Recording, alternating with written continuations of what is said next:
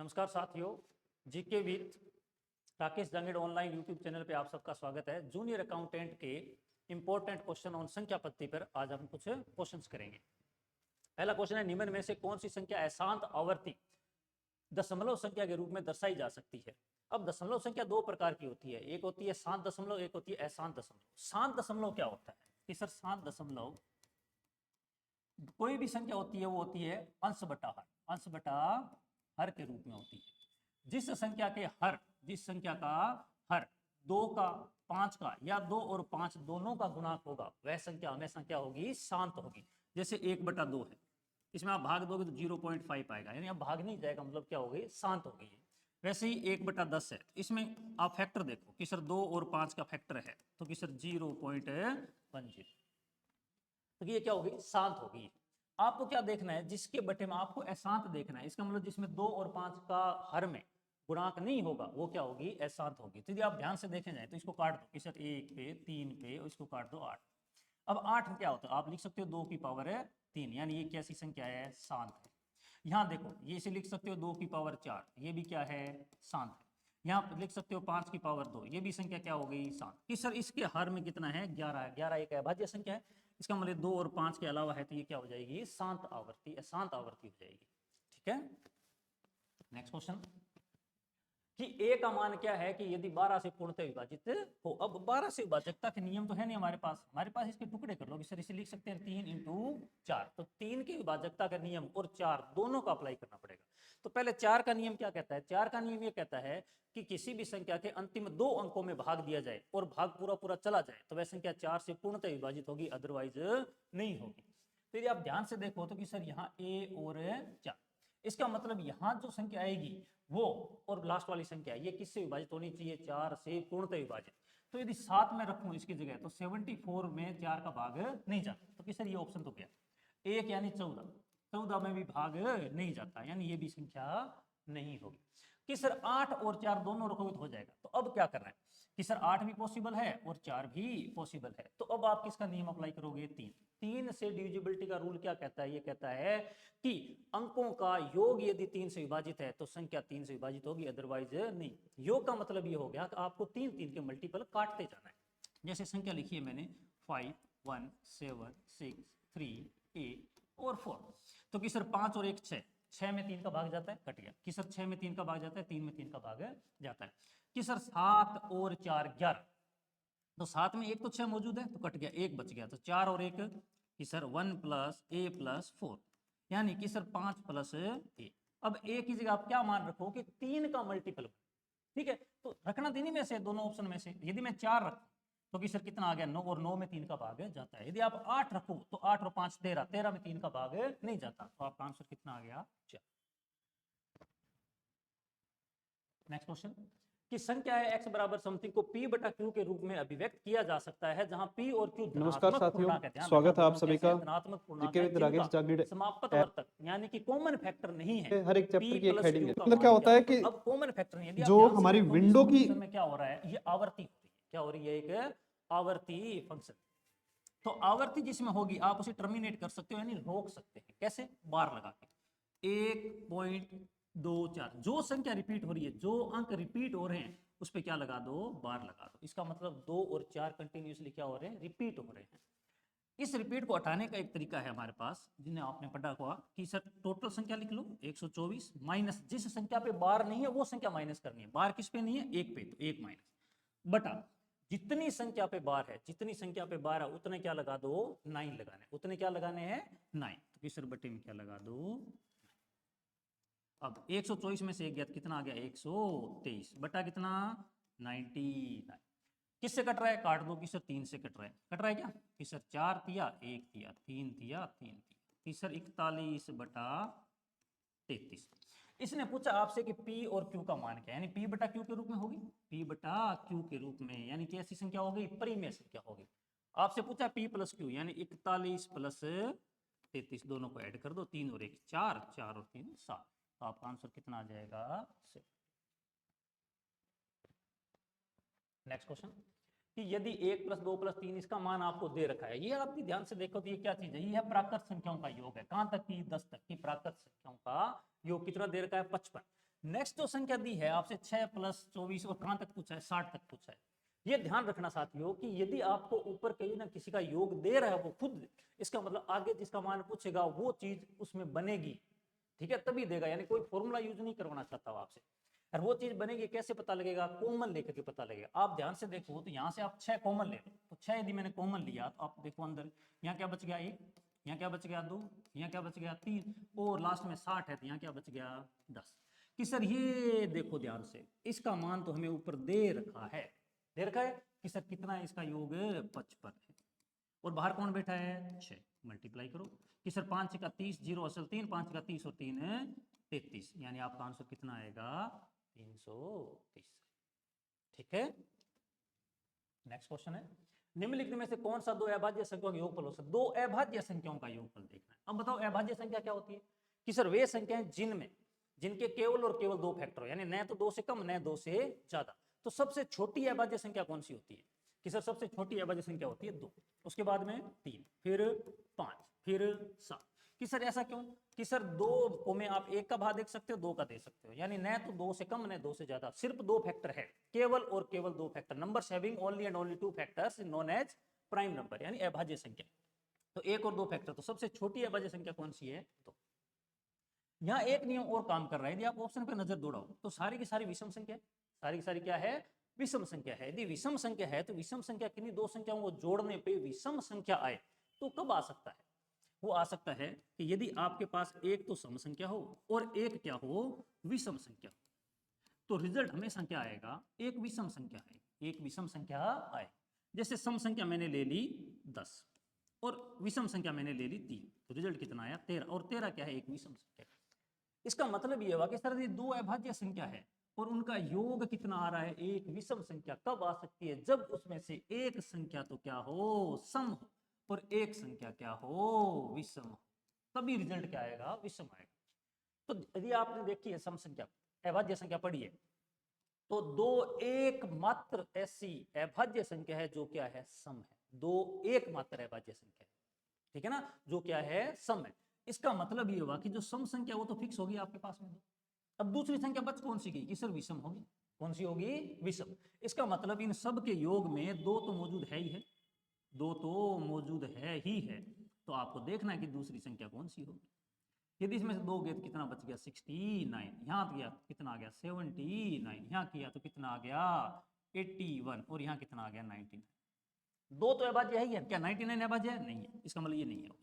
81 अभाज्य है क्या कि सर नहीं है, 69 अभाज्य है क्या कि सर नहीं है, 79 की सर बिल्कुल है। इसका मतलब 2 अभाज्य संख्याओं का योग कितना है 81। ठीक है, नेक्स्ट क्वेश्चन है कि ए और बी दो अंकीय अभाज्य संख्या, यानी 2 अंकीय अभाज्य संख्या है, और 2 अंकीय सबसे छोटी अभाज्य संख्या कौन सी है 11, और सबसे बड़ी 2 अंकीय अभाज्य संख्या कौन सी है वो है 97।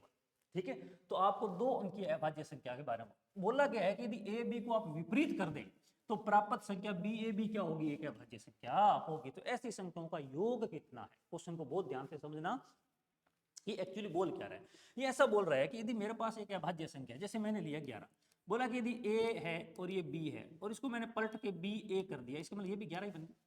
लेकिन इसने कंडीशन लगा दी है, कंडीशन ये है कि ए और बी दोनों बराबर नहीं है, ए और बी दोनों क्या नहीं है बराबर नहीं, इसका मतलब मैं 11 नहीं ले सकता। नेक्स्ट संख्या 13, यदि आप 13 को उल्टा करो तो 31, ये भी अभाज्य है और ये भी अभाज्य।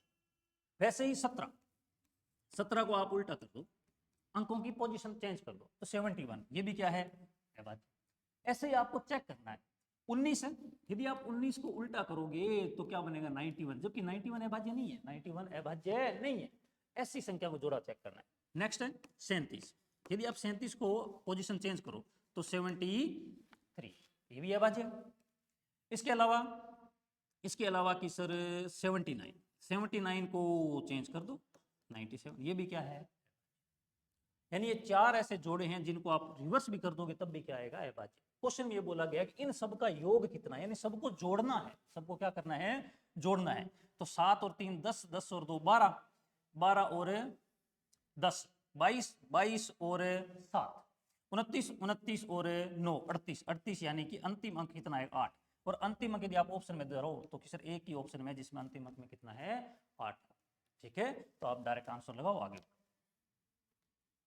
नेक्स्ट क्वेश्चन है कि संख्या को किस अंक से प्रतिस्थापित किया जाए स्टार को ताकि संख्या 11 से बढ़े। तो 11 से भाजकता का नियम क्या कहता है कि एकांतर क्रम की संख्याओं के योग का अंतर 0, 11 या 11 का मल्टीपल होगा तो वह संख्या किससे विभाजित होगी, 11 से होगी। तो हम अल्टरनेट देख लो, 9 प्लस स्टार प्लस 3 प्लस 7, तो 9 और 3 12, 12 और 7 19, 19 के साथ में कौन है, स्टार। अब अल्टरनेट बच गए जो 4 और 2, 4 और 2 6, 6 और 5 11, 6 और 5 11, यानी इनका अंतर क्या आना चाहिए, 0 आना चाहिए, 11 आना चाहिए, या कोई 11 का क्या होना चाहिए, मल्टीपल होना चाहिए, यानी गुणज होना चाहिए। ठीक है, कि यदि आप ध्यान से देखो तो कि सर इस स्टार की जगह मुझे क्या रखना है, ये 19 पहले ही 11 से बड़ा है, इसका मतलब अंतर 0 तो आ नहीं सकता, इसका मतलब मुझे अंतर 11 लेना है, तो इसका मतलब 11 अंतर तब भी आ सकता है जब यहाँ क्या बने, 22 बने, यहाँ क्या बने 22, तो 22 माइनस 11 यानी अंतर कितना आ गया, 11। तो 19 तो है, मैं स्टार की जगह क्या रखूँ कि 22 बन जाए, तो कि सर आप स्टार की जगह कितना रख दो, 3 रख दो, तो 19 प्लस 3 22, 22 माइनस 11, तो दैट्स योर आंसर। यही पूछा आपसे, स्टार की जगह क्या। नेक्स्ट क्वेश्चन, ये एक सीरीज है, इस प्रकार के क्वेश्चन आते रहते हैं, इस सीरीज पैटर्न है, आपको क्या देखना है, इसको ब्रेक करके देखना है। यदि आप ब्रेक करके ध्यान से देखो तो 4 इंटू 5, इसको करो 5 इंटू 6, इसको करो 6 इंटू 7, ठीक है, और ऐसे ही यदि आप इसको ब्रेक करोगे तो 11 इंटू 12। यदि आप देखो तो ये क्रम में चल रहे हैं, एक सीक्वेंस में, ठीक है ना, भी पहली सीरीज का लास्ट फैक्टर 5 है, तो नेक्स्ट वाली सीरीज नेक्स्ट वाले अंक में वही लास्ट वाला नहीं फर्स्ट वाला बन जाएगा, यानी इसका अंतिम 5 है तो ये फर्स्ट वाला 5, 6 6 7, इस तरीके से। जब भी ऐसा क्वेश्चन आए जिसमें इस तरीके की सीरीज हो तो उसका एक क्वेश्चन ये होता है, शॉर्ट फॉर्मूला होता है कि सर 1/, अंतर। अब अंतर किसका लेना है, फैक्टर का लेना है, किसका लेना है, इन दोनों का अंतर देखना है, इन दोनों माइनस फर्स्ट भिन्न माइनस फर्स्ट भिन्न, ठीक है, ब्रैकेट फर्स्ट भिन्न माइनस लास्ट भिन्न, कौन सी भिन्न, लास्ट संख्या, लास्ट संख्या। तो इसमें फर्स्ट आपको क्या करना है, इसको ब्रेक करके देखना है, तो फर्स्ट क्या बनेगी, 1/4 माइनस 1/5, इस तरीके से इसको लिख सकते हैं। यदि आप इसको सोल्व करोगे तो 5 चौके 20 एलसीएम आ गया, तो 5 माइनस 1 यानी 1 कितना आ गया, 20, 1/20। इसका मतलब मैं इसको ये लिख सकता हूँ 1/20, तो फर्स्ट बिन कौन सी होगी, 1/4, यानी कि आपको जो फैक्टर किया ना उसका 1/4। अब अंतर कितना है 4 और 5 में, 1 का है, ब्रैकेट पहला भिन्न कौन सा है, 1/4 माइनस अंतिम भिन्न ये होगा 1/12, 1/12। और अब इसको सोल्व कर दो, 1/1 तो 1 होता है, एलसीएम कितना आ गया, 8 और 12, 4 और 12 का 12, 4 का भाग दो कितना, 4 3 12, 12 1, यानी कितना आ गया, 2/12, काट दो कि सर 1/6, दैट्स योर आंसर, 1/6। ये फॉर्मूला ध्यान रखना, ठीक है ना, सीरीज है, जब भी आएगा पैटर्न सेम रहे। नेक्स्ट है कि निम्न p, p+1, p+3 तीनों अभाज्य संख्या है, p के कितने मान समझो, p के मान बताने हैं। यदि इस तरीके से क्रम है, यदि आपको अभाज्य संख्या के बारे में अच्छे से ज्ञान है तो आपको पता है कि सबसे छोटी अभाज्य संख्या 2 है, फिर 3 है, फिर 5 है, फिर 7 है, फिर 11 है, फिर 13 है, फिर 17 है। यदि आप ध्यान से देखो और आपने पढ़ा है तो उसमें होता है कि सर दो लगातार आने वाली अभाज्य संख्याओं का एकमात्र जुड़ा है, एकमात्र जुड़ा, कौन सा, 2 और 3, कौन सा है, 2 और 3, ये लगातार आ रहा है, ठीक है। इसका मतलब यदि यहाँ ध्यान से देखो तो आप p का जो मान रखोगे उससे एक संख्या बड़ी है, एक संख्या क्या है, बड़ा है, यानी 1 प्लस हो रहा है, तो वो सिर्फ एक ही जोड़ा पॉसिबल, कौन सा, 2 और 3, 2 और 3। यदि मैं इसका मान 2 लूं तो 2 के बाद में 3, 3 के बाद में 5, यानी ये एक ही कॉम्बिनेशन बन रहा है। इसके अलावा कोई भी अभाज्य संख्या लगातार नहीं है, लगातार नहीं है। इसका मतलब कितना मान पॉसिबल है p का, केवल एक मान पॉसिबल है, केवल एक मान पॉसिबल है। नेक्स्ट क्वेश्चन, दो पूर्णांक p और q है जो कि सापेक्षतः अभाज्य के संदर्भ में, सापेक्षतः का मतलब हो गया कि रिलेटिवली प्राइम नंबर, अपेक्षित अभाज्य संख्या, अपेक्षित अभाज्य संख्या। अब अपेक्षित अभाज्य संख्या के बारे में आपको पता होना चाहिए कि सर अपेक्षित अभाज्य संख्या के बारे में आपको 4 स्टेटमेंट याद रखने हैं। नंबर 1 कि सर ऐसी संख्या जिनका HCF 1 हो, यानी कि महत्तम समापत्य 1 हो। नंबर 2, कोई भी दो अभाज्य संख्याएं सह अभाज्य या अपेक्षित अभाज्य हो सकती है, दो अभाज्य कोई भी, ठीक है, और लगातार आने वाली दो संख्याएं अपेक्षित अभाज्य हो सकती है, लगातार होनी चाहिए, जैसे कि 9 10, ठीक है, 10 11, 11 12, ठीक है, 70 71, तो ये अपेक्षित अभाज्य होगी। और दोनों संख्याओं का अभाज्य होना कतई जरूरी नहीं है। सापेक्ष या अपेक्षित अभाज्य में दोनों संख्याओं का अभाज्य होना कतई जरूरी नहीं है। यानी आप ये कह सकते हो कि सर ऐसी संख्या जिनका HCF 1 हो, तो कि सर 3 और 5, इनका HCF कितना है? 1 है, तो यह सापेक्ष है अभाज्य। फिर कि सर कोई भी दो अभाज्य संख्या ले लो आप, जैसे मैंने ले लिया कि सर 37 और 41, ये भी क्या है? अपेक्षित अभाज्य या सापेक्ष अभाज्य संख्या है। इसके अलावा कि सर 25 और 64, ये भी है सापेक्ष अभाज्य है। क्यों है? कि सर इसका HCF 1 है। क्यों है? कि सर HCF कितना है? 1 है।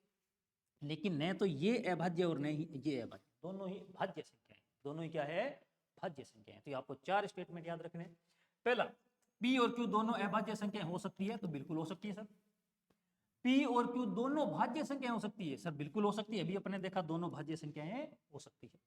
P और Q में से अभाज्य और दूसरी भाज्य संख्या हो सकती है, बिल्कुल हो सकती है। कि सर लगातार आने वाली है, तो 9 और 10, ये तो दोनों भाज्य होगी। कि सर 11 और 12, 11 तो अभाज्य लेकिन 12 अभाज्य नहीं है। वैसे ही 17 और 18, 17 तो अभाज्य लेकिन 18 अभाज्य नहीं है।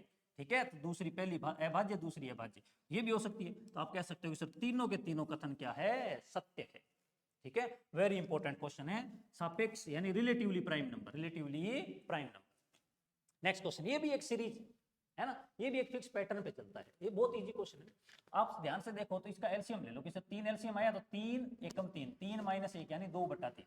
इसे आप क्या लिख सकते हो? 2/3। वैसे ही इसको करो कि 4, 4 माइनस 1 यानी 3/4। इसको क्या लिख सकते हो कि सर 4/5। नेक्स्ट सीरीज जो आएगी वो क्या आएगी? 5/6। और ऐसे ये सीरीज चलती गई। यहाँ क्या आ गया कि सर 98/99, और इसको सोल्व करोगे तो क्या आएगा? 99/100।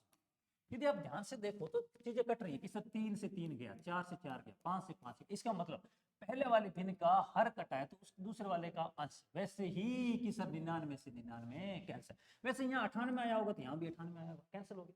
बचा क्या? कि सर यहाँ बचा है 2/1। क्या बच गया?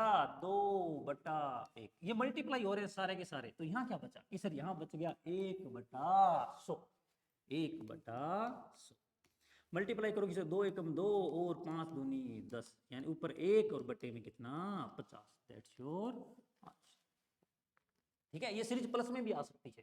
ठीक है, तो क्वेश्चन भी देख लेना आप। नेक्स्ट क्वेश्चन है, अच्छा ये काफी फेमस क्वेश्चन, ठीक है, लमसम एग्जाम में देखने को मिल ही जाते हैं ना। अच्छा, भिन्न का मतलब क्या होता है, इसे ठीक है क्या बोलते हैं? मिश्र भिन्न है। मिश्र भिन्न जैसे मैंने लिख दिया, मिश्र भिन्न जैसे मैंने लिख दिया,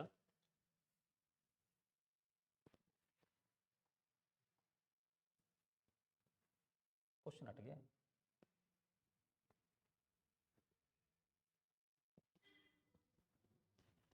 ठीक है, चलो देखो नेक्स्ट क्वेश्चन है कि एक संख्या दे रखी है और 3 से विभाज्य है, तो स्टार के स्थान पे संभावित अंकों का योग, यानी आपको स्टार के स्थान पे उन अंकों को रखना है जिससे 3 से ये पूरी संख्या विभाजित हो जाए। तो जो जो अंक आप रख रहे हो उनका योग कितना है, ये चीज पूछी है।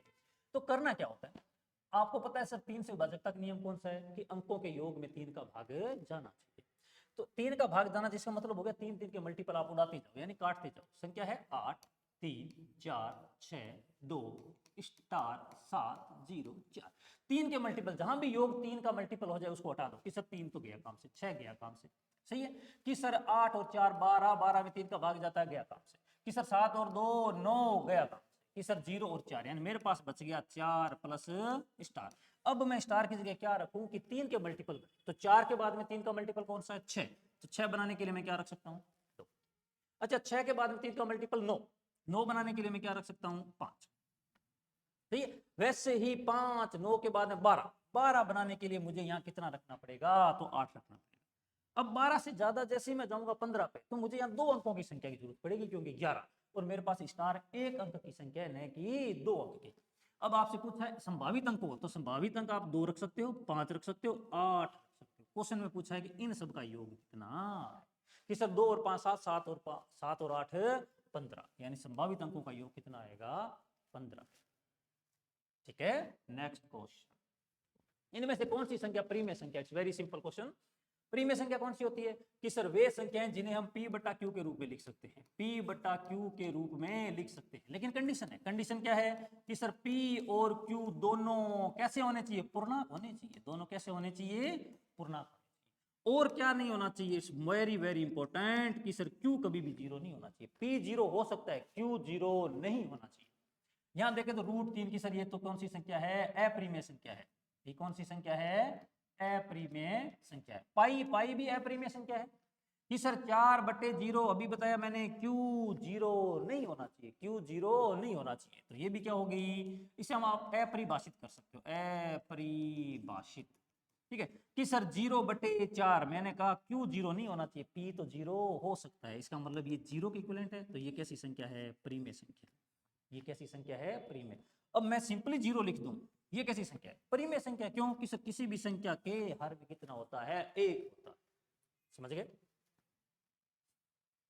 नेक्स्ट है कि यदि i बराबर a square plus B square plus C square, जहां a और b क्रमागत पूर्णांक है, याद रखना क्रमागत पूर्णांक है, लेकिन c डिफाइन कर रखा है कि दोनों का मल्टीप्लाई है।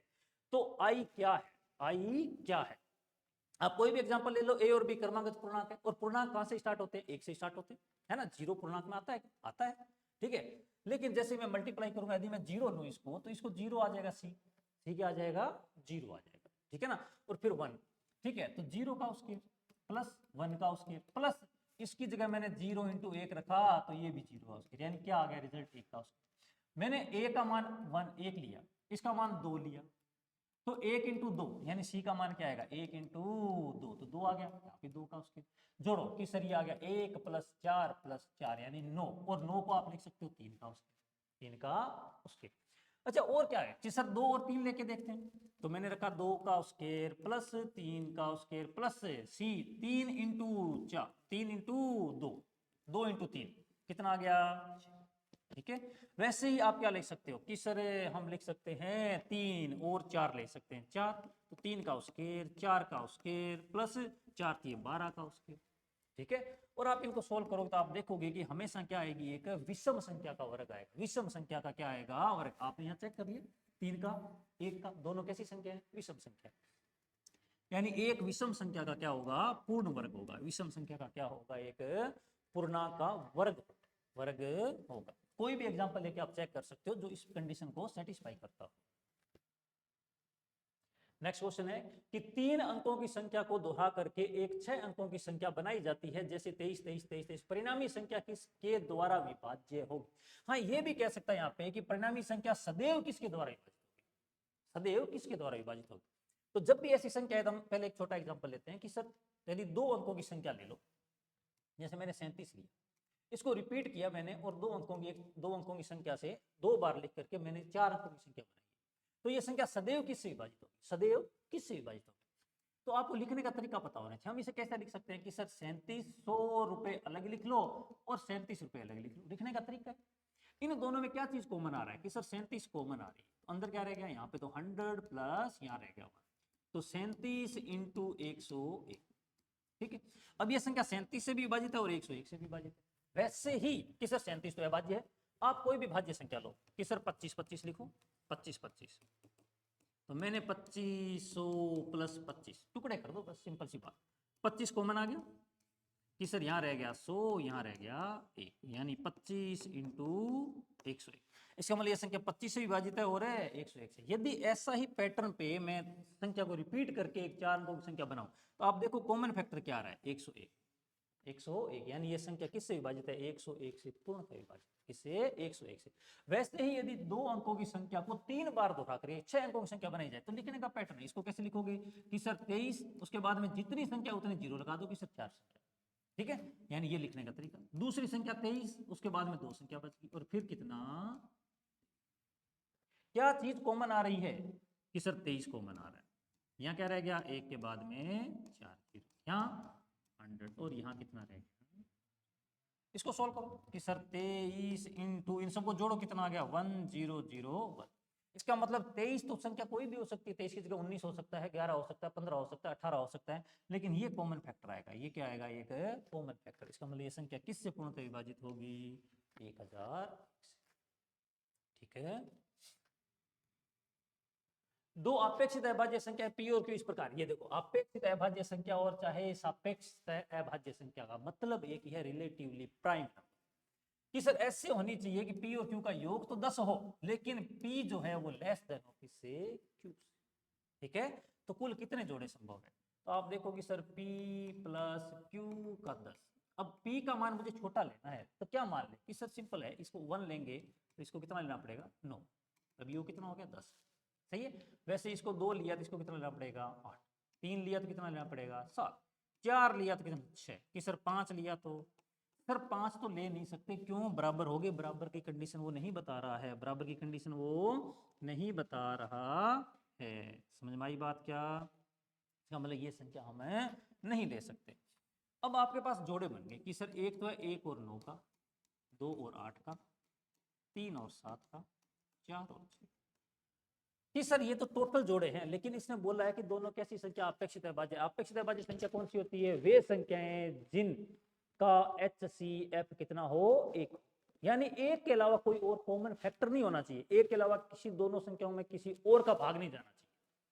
तो कि सर 1 और 9, एक का ही भाग जाता है और किसी का जाता ही HCF 1 है। 2 और 8 में 2 का भाग जाता है, आपको चाहिए 1 का, तो ये क्या नहीं है, अपेक्षित अभाज्य।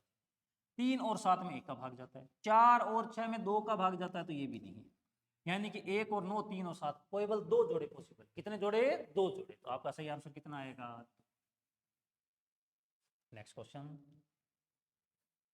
8 से बड़े और 59 से छोटे पूर्णांकों के बीच वाली अभाज्य संख्याओं का योगफल ज्ञात करना है। कितना ज्ञात करना है? योगफल। 8 से तो बड़ी हो और 59 से छोटे हो, तो 1 से लेके 100 तक में टोटल 25 अभाज्य संख्याएं होती है और 74 संख्याएं भाज्य संख्या होती है। एक न तो भाज्य और न ही अभाज्य होती है। तो आपको 1 से 100 तक अभाज्य संख्याएं याद होनी चाहिए कि कौन कौन सी है। तो 8 से बड़ी अभाज्य संख्या कौन सी आती है? 11। 11 के बाद में 13, 13 के बाद में 17, फिर 19, फिर 23, 23 के बाद में 29, 31, 37, 37 के बाद में 41, 43, 47 और 53। इसके अलावा कोई संख्या नहीं। ठीक है, अब आप इसने पूछा इन सबको जोड़ना है। ठीक है, तो 3 और 7 10, 14 और 15, 15 और 7 22 और 9 31, 34, 34, 44, 45, 45 और 9 54। अब लास्ट में 4 आ रहा है, 4 एक ही ऑप्शन में आ रहा है। ठीक है, आप अंतिम अंक चेक कर लो कि सर एक ही है, एक ही ऑप्शन है, तो आगे बढ़ो।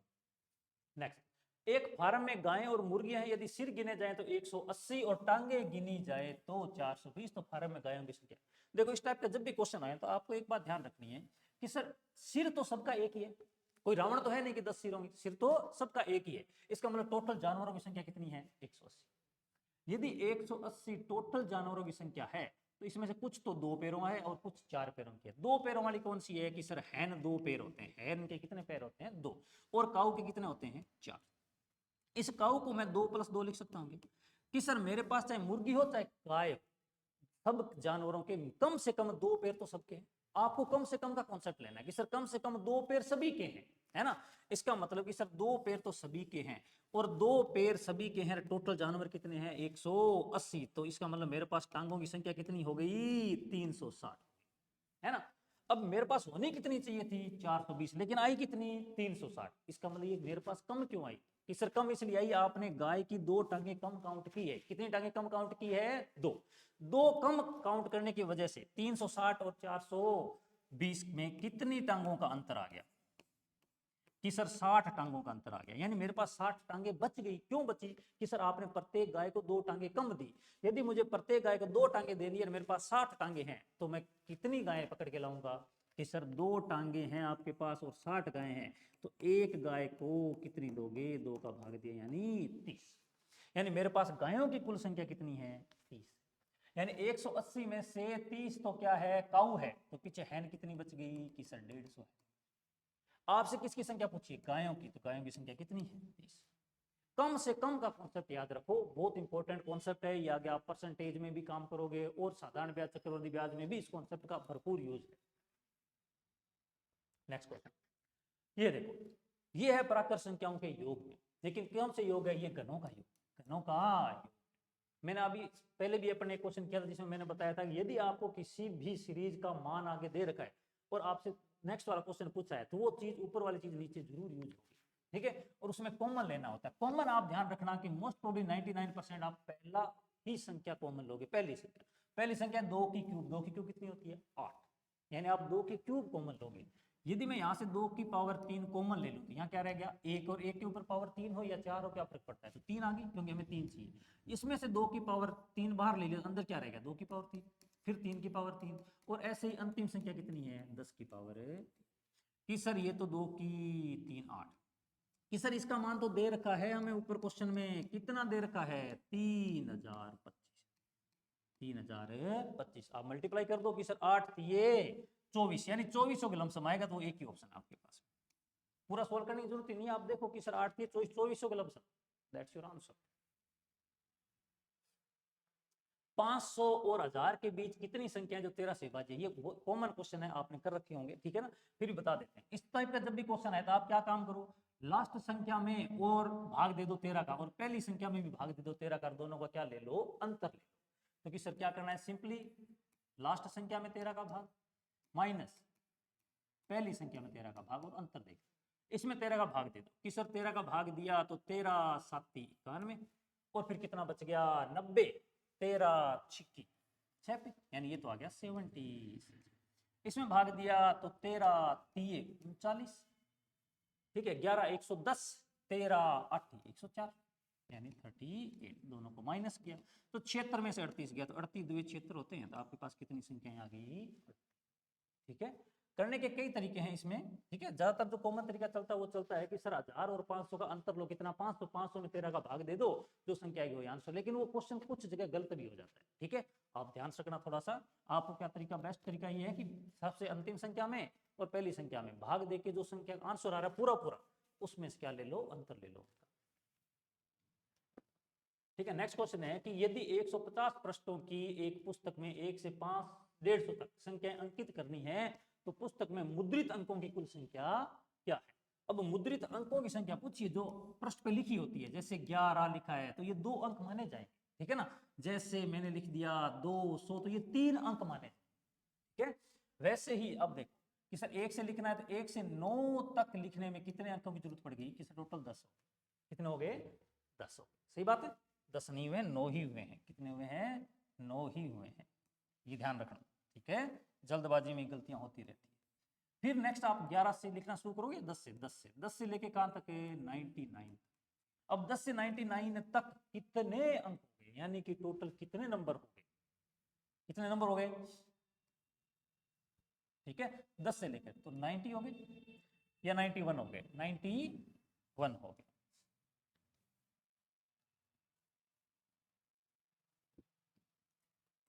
और दो दो अंक है तो 2 से मल्टीप्लाई कर दो कि सर 2 8, सही है। फिर कितने अंक बच गए? कि सर 100 से लेके 150 तक, 100 से लेके 150। ये टोटल कितने नंबर्स हो जाएंगे? 51 हो जाएंगे। क्या 2, तो ये कितना आ गया? कि सर 210। इन सबको क्या करना है? ऐड करना है। तो कि सर 9 और ये कितना आ गया? 211।